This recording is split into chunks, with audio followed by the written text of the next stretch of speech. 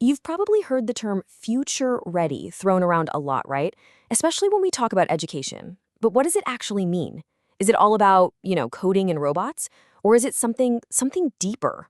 Well, today, we're going to break down what it really takes to create a learning experience that prepares us for a world we can't even predict yet. So, this is the big question we're digging into. It's not just about what we're learning, but how we're learning it. And to get there, we've got to start by challenging some old assumptions. To figure out where we're going, it really helps to take a hard look at where we are right now. Before we can build something new and exciting, we need to question the old rules. So let's kick things off by completely rethinking what a classroom even is. And this is the one that gets right to the heart of it all. Say, it's not about the latest gadget or software. It's about design. And to really understand what a future-ready design looks like, it kind of helps to see what it's not. Okay, so to really get a feel for what future-ready is, let's put it right up against the traditional way of doing things. The way most of us probably remember from school. Just look at the difference here. It's night and day. On the left, you've got a worksheet. It's about compliance, about filling in the blanks. But on the right, a project with a real purpose. That's about creation, about connection. One is just for the teacher. The other one is for the world. That is the massive shift we're talking about. So, how in the world do we make that leap from the old way to the new? Well, it's not magic. It's a really deliberate shift. And it's built on 4 core mindsets that honestly change everything. Let's dive into the first one. First up, agency. And this one is a total game changer. Think about it like this. It's the difference between being a passenger on a guided bus tour and being the driver of your own epic road trip. You're moving from a mindset of, I have to do this, to I get to do this.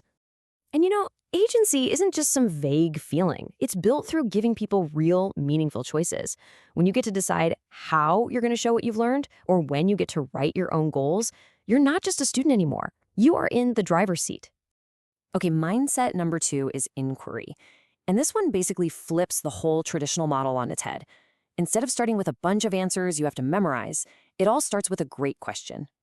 It's the difference between being told a fact and genuinely wanting to discover it for yourself. And what's so critical here is that inquiry values the process.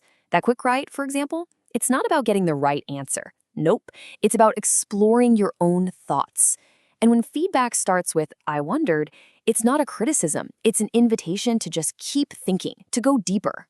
Now, our third mindset, authentic audience. This might just be the most powerful motivator there is. It finally answers that classic question we all asked, why do I have to learn this? Well, here's the answer. Because what you're creating isn't just for the teacher, it's for somebody else. I mean, when your project is going to be shared with real community members, or it's designed to solve an actual problem, the stakes suddenly get a lot higher, right? The quality of the work shoots up because it has real-world value. It stops being just an assignment. It becomes a contribution. And finally, we get to equity. Now, this is the mindset that really holds the whole thing together. It's what makes sure that these incredible learning experiences aren't just for a select few. Equity is all about designing things so that every single person has a clear pathway to success. So what equity really means here is flexibility and choice, offering different ways to get to the same goal, like, say, creating a podcast instead of writing an essay.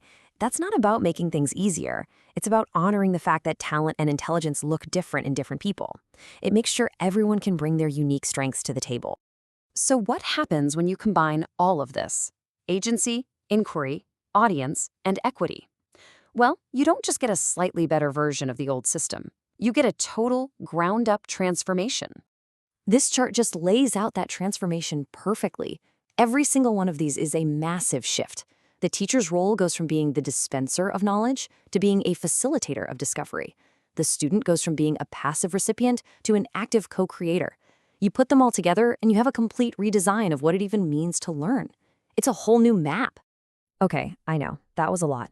These are big, system-level ideas. So the question is pretty obvious. Where do you even begin? And the answer is you start small. Becoming future-ready isn't about some massive, stressful overhaul overnight. It's about making one small, intentional change. Maybe you just take one project you're working on and ask, who else could this be for? That simple question, that can be the start of absolutely everything. So I'll leave you with this to think about, because this stuff isn't just for classrooms. Think about your own life, your work, your personal projects, your hobbies. When was the last time you truly felt that sense of agency, that you followed your curiosity and you made something for a real audience? What was your last future ready moment?